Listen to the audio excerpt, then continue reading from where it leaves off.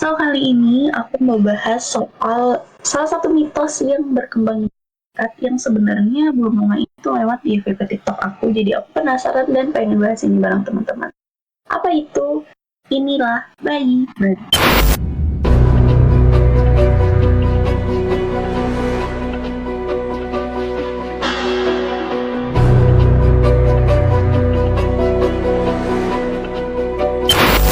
Bayi-bayi sendiri adalah makhluk mitologis dalam budaya dan kepercayaan masyarakat Melayu khususnya di daerah Sumatera dan Malaysia. Dalam folklore atau kepercayaan tradisional, bayi bajang sering dikaitkan dengan ilmu hitam, makhluk halus yang berbahaya. Menurut kepercayaan masyarakat juga, bayi bajang dipercaya berasal dari roh bayi yang meninggal secara tidak wajar, misalnya karena keguguran, aborsi, atau meninggal saat lahir. Bayi ini kemudian tidak tenang dan bisa dimanfaatkan oleh dukun atau orang yang belajar ilmu hitam. Karena itu, bayi bajang sendiri sering dipelihara oleh dukun atau orang yang ingin mempelajari ilmu hitam atau guna-guna. Karena makhluk ini dipercaya bisa mengganggu, mencelakai, atau bahkan membunuh orang yang menjadi target miliknya. Ia bisa menyebabkan penyakit aneh, kesurupan, bahkan kematian mendadak. Cerita mengenai bayi bajang sendiri banyak beredar di internet. Cerita kali ini datang dari salah satu thread di X yang ditulis oleh akun Lakon Story. Buat teman-teman yang penasaran bisa langsung dicek. Nah, kali ini aku mau ceritain. Kalau teman-teman malas baca, dengerin cerita aku aja. Cerita ini terjadi di daerah Jawa Timur, tepatnya di daerah Ngantang, Kabupaten Malang bagian barat.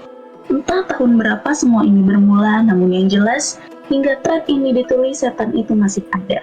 Rumah itu masih berdiri dan saksi hidupnya sepertinya ikut membaca cerita ini. Sebut saja nama keluarga dalam cerita ini adalah Bapak Hasan, Bu Wati, dan satu anak perempuan mereka yang bernama Retno. Pak Hasan berprofesi sebagai tukang gali sumur panggilan, sedangkan Bu Wati sebagai ibu rumah tangga. Sebenarnya hampir semua warga sudah mengenal baik Pak Hasan, bahkan tidak hanya warga luar daerah juga kerap meminta bantuan Pak Hasan dalam urusan penggalian sumur. Kenapa Pak Hasan? Karena menurut warga, galian sumur Pak Hasan ini terbilang rapi dan jasa penggalian terbilang cukup murah.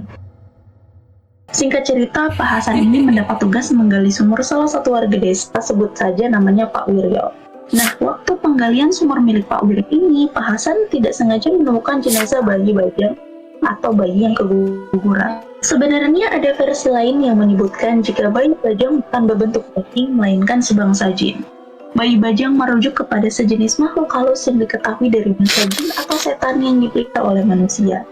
Pemeliharaan ini biasa disebut sebagai saka. Bayi bajang ini merupakan bayi yang usianya masih 7 bulan dalam kandungan yang kemudian diambil ruhnya. Bayi bajang ini ternyata bukan hanya sebatas makhluk gaib saja, tetapi ruh yang telah diambil tersebut kemudian digunakan untuk melakukan ritual pesugihan. Namun, bagi beberapa orang Jawa, bayi aborsi atau keguguran juga bisa disebut sebagai bayi bajang. Ya, namanya bayi keguguran ini bentuknya tentu tidak utuh ya, cuman bagian tubuh kecil yang belum sempurna. Di situ karena Pak Wiro juga tidak mengetahui asal-usul bayi tersebut, akhirnya jenazah bayi bajang itu dibawa pulang oleh Pak Hasan dan dimakamkan di bagian belakang rumahnya sendiri. Didoakan dan dimakamkan dengan layak lah intinya. Soalnya waktu menemukan jenazah tersebut kondisinya tidak terawat dan hanya dimasukkan ke dalam kaleng. Karena simpati, Pak Hasan akhirnya memutuskan untuk memakamkan bayi bajang tersebut dengan layak. Seiring berjalannya waktu, selama menggali sumur, Pak Hasan ini kembali menemukan jenazah bayi bajang lagi di berbagai tempat. Kadang Pak Hasan menemukan tubuh kecil, kadang hanya bagian daging yang tinggal sepotong saja. Entah bagaimana menjelaskannya, yang jelas menurut narasumber, Pak Hasan waktu itu sering dapat jenazah bayi bajang dan selalu dibawa pulang. Tapi sayangnya setelah sering membawa pulang jenazah bayi bajang tersebut, keluarga Pak Hasan malah sering mendapat gangguan. Di rumahnya sering terasa ramai, padahal kondisi rumah sepi. Banyak suara anak kecil bermain, dan bahkan tidak jarang pula Pak Hasan atau Bu Wati ataupun anak perempuannya Retno melihat sosok anak kecil telanjang yang warawiri di dalamnya. Namun anehnya, Pak Hasan adalah orang yang paling tenang ketika semua penampakan itu terlihat di depan matanya. Setiap melihat penampakan aneh, beliau selalu tersenyum seolah menandakan jika semuanya akan tetap baik-baik saja. Berbanding terbalik dengan apa yang dialami oleh Retno. Hampir setiap hari Retno ini benar-benar diganggu tidak berhenti. Gangguan yang dirasakan Retno juga cukup beragam dan setan-setan tersebut terkesan menggoda dengan kejahilan. Misalnya setiap memasak, Retno selalu dilempari batu oleh seseorang dari arah belakang. Bahan-bahan dapur bergerak sendiri, suara-suara panggilan, api kompor dimatikan, hingga makanan ditumpahkan selalu menjadi kejadian yang selalu terjadi setiap pagi di rumah Pak Hasan. Mengetahui hal itu, Retno beberapa kali mengadukan kepada orang tuanya, namun lagi-lagi, orang tuanya tetap berkata jika semua itu tidak menjadi masalah, dan Retno diarahkan untuk tetap membiarkannya saja. Seiring berjalannya waktu, gangguan yang dialami Retno seolah sudah semakin aneh saja. Setiap malam, tidur Retno seperti ada yang menemani. Tambah setiap Retno masuk kamar mandi, selalu ada suara orang yang memanggilnya dengan panggilan Mbak, atau jika diartikan panggilan tersebut diucapkan naiknya sebagai seorang adik kepada kakaknya. Jadi kayak ada yang manggil Mbak. Merasakan semua keanehan tersebut, Retno perlahan mulai mencoba berdamai dengan keadaannya. Dia tetap bertahan karena yang ada di dalam pikirannya masih ada orang tua yang masih bisa melindunginya jika sampai apa-apa terjadi kepada dirinya. Hal itu terbukti setiap ada gangguan yang dialaminya, Retno selalu melaporkan kepada orang tuanya yang akhirnya gangguan tersebut hilang dan tidak terjadi lagi untuk beberapa hari berikutnya. Namun sayangnya semua itu tidak bertahan lama. Seiring berjalannya waktu, akhirnya Pak Hasan dan Bu Wati ini meninggal dunia karena tua.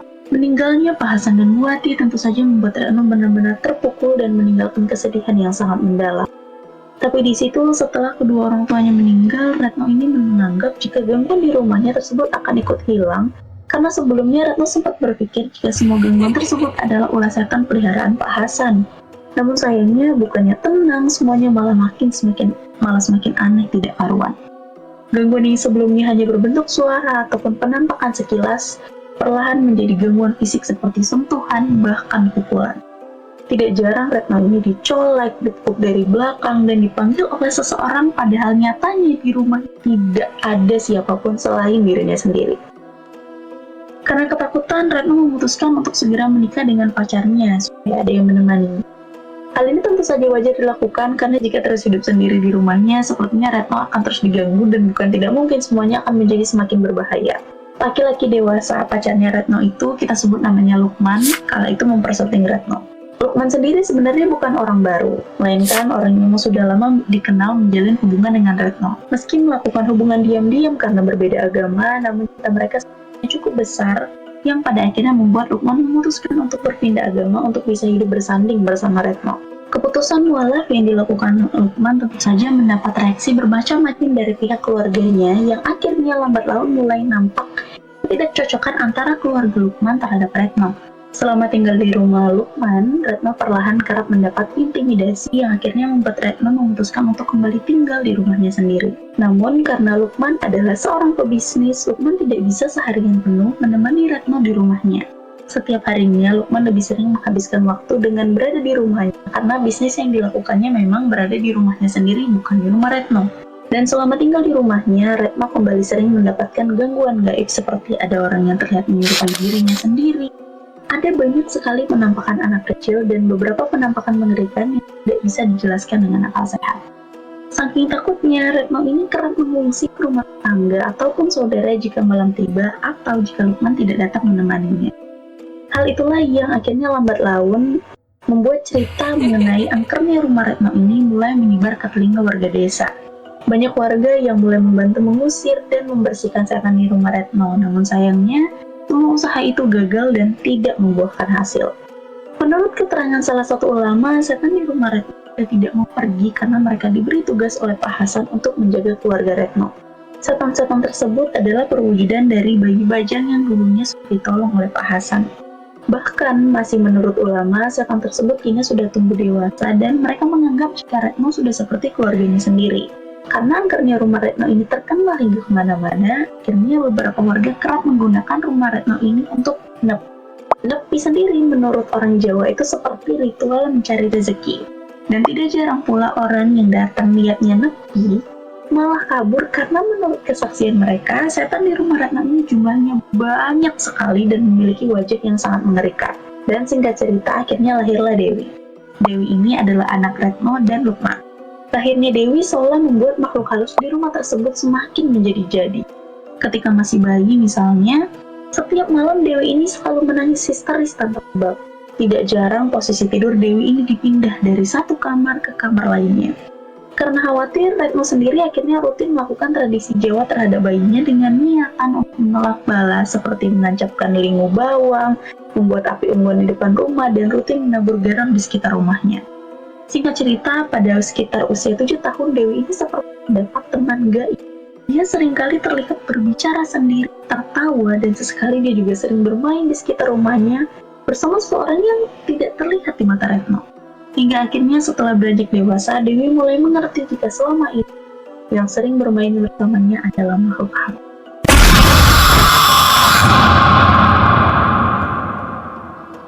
Dan sejak saat itu dia juga paham jika rumah yang ditempatinya adalah rumah angker.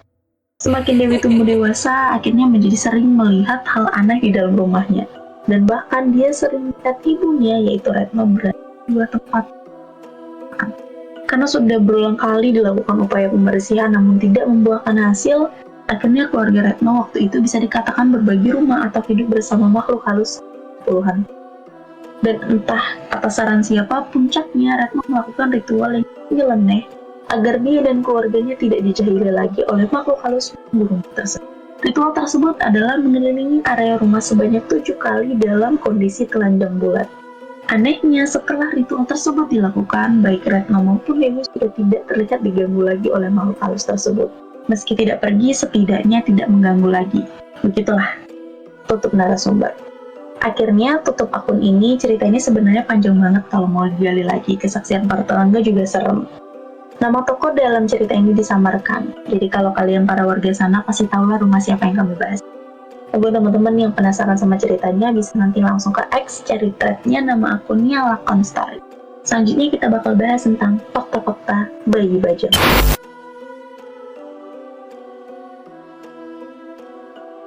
Bayi bajang sendiri sering digambarkan sebagai bayi kecil yang menangis, tapi berwajah menyeramkan atau menampilkan tanda-tanda tidak manusiawi. Bisa muncul dalam wujud bayi menangis tengah malam, walau kecil yang berambut panjang. Ada juga yang mengatakan bahwa ia bisa berubah bentuk menjadi binatang kecil seperti kucing atau burung. Ciri-ciri orang yang diganggu bayi bajang: sering mendengar suara tangisan bayi di malam hari padahal tidak ada bayi, mengalami kesurupan, halusinasi, atau tanpa sebab medis, mengalami mimpi berulang kali tentang bayi atau kecil. Orang yang memiliki bayi bajang sering disebut memelihara tuyul, namun versi jahat. Biasanya dilakukan oleh orang yang ingin membalas dendam atau mencari kekuatan magis tingkat tinggi.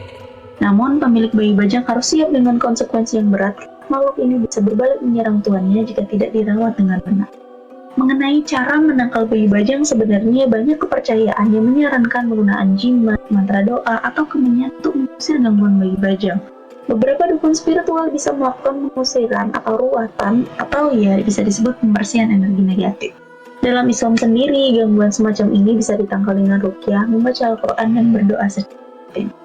Sebenarnya kisah tentang bayi bajang ini kerap muncul di film horor, cerita rakyat, atau konten mistis di media sosial.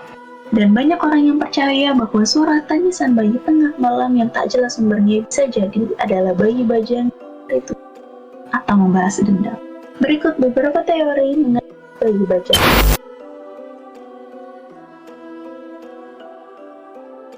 Yang pertama, teori ilmu hitam dan perjanjian gaib. Dalam tradisi ilmu hitam Melayu, bayi bajang sering dianggap sebagai bagian dari perjanjian gaib antara manusia dengan makhluk halus. Roh bayi tersebut dianggap sebagai media penampungan kekuatan yang digunakan untuk mencelakai orang. Teorinya, semakin tak berdosa roh yang digunakan, seperti bayi, maka energinya dianggap lebih kuat dan murni untuk ritual gelap. Selanjutnya, teori reinkarnasi yang terganggu. Dalam beberapa kepercayaan spiritual, ada gagasan bahwa jiwa yang meninggal sebelum waktunya akan terlahir kembali atau mengalami reinkarnasi. Namun, bayi bajang dipercaya sebagai jiwa yang terputus dari siklus reinkarnasi karena kematian yang tidak wajar, sehingga ia menjadi manusia yang terjebak di antara dua dunia, yaitu dunia roh dan dunia manusia. Teori selanjutnya yaitu teori arwah tidak disempurnakan. Dalam adat Melayu, bayi yang meninggal perlu dilakukan ritual pemulihan seperti dimandikan, dikafani, dan dibacakan doa. Jika ini tidak dilakukan, dipercaya roh tersebut akan menjadi arwah penasaran yang kemudian bisa berubah menjadi bayi bajang. Teori ini dekat dengan kepercayaan roh belum tenang dan menjadi entitas yang jahat. Selanjutnya, jika kita membahas mengenai teori yang mungkin lebih masuk akal, kita akan membahas mengenai teori psikologis bayi bajang. Menurut teori psikologis, bayi bajang sendiri kerap dikaitkan dengan manifestasi trauma kolektif. Beberapa pakar budaya melihat bayi bajang sebagai simbol ketakutan masyarakat terhadap kematian anak, rasa bersalah karena aborsi, hingga penindasan terhadap perempuan. Kisah bayi bajang bisa dianggap sebagai cara masyarakat menuangkan rasa bersalah atau trauma dalam bentuk makhluk mistis. Selanjutnya yaitu teori energi negatif dan residual spirit. Dalam teori metafisika, setiap makhluk hidup menyimpan energi spiritual. Kematian bayi yang tiba-tiba dan tidak diurus secara spiritual biasanya meninggalkan residu energi negatif. Energi ini dianggap bisa berinteraksi dengan dimensi lain dan bahkan dimanfaatkan oleh okultis. Lebih lanjut mengenai teori kultural, yaitu kendali sosial lewat cerita mistis. Cerita bayi bajang sering digunakan sebagai alat kontrol sosial, misalnya untuk menakuti orang agar tidak melakukan aborsi hingga membatasi ilmu hitam dan dukun santet. Jadi teori ini melihat bayi bajang sebagai produk budaya untuk memperkuat norma dan larangan adat. Teori yang terakhir yaitu teori penyimpangan spiritual. Dalam beberapa keyakinan, bayi bajang muncul karena penyimpangan ritual atau spiritual. Misalnya melanggar larangan adat saat hamil, mengubur ari-ari bayi sembarangan, hingga tidak membaca doa saat bayi meninggal, sehingga roh bayi ini menjadi terikat di dunia karena tidak dilepaskan spiritual. Jadi, menurut teman-teman gimana? Teori mana yang lebih cocok menurut teman-teman mengenai kisah mistis yang cukup beredar di masyarakat mengenai bayi bajang? Aku sendiri pertama kali denger bayi bajang itu tuh di film Tutak Tinular, kalau teman-teman pernah nonton. Jadi buat teman-teman yang aku lebih percaya mengenai teori psikologisnya, atau aku lebih percaya karena itu untuk kontrol sosial, atau buat teman-teman lebih percaya dengan teori mistis, bisa komen di bawah, dan boleh komen di bawah juga teman-teman mau aku bahas apa di next time.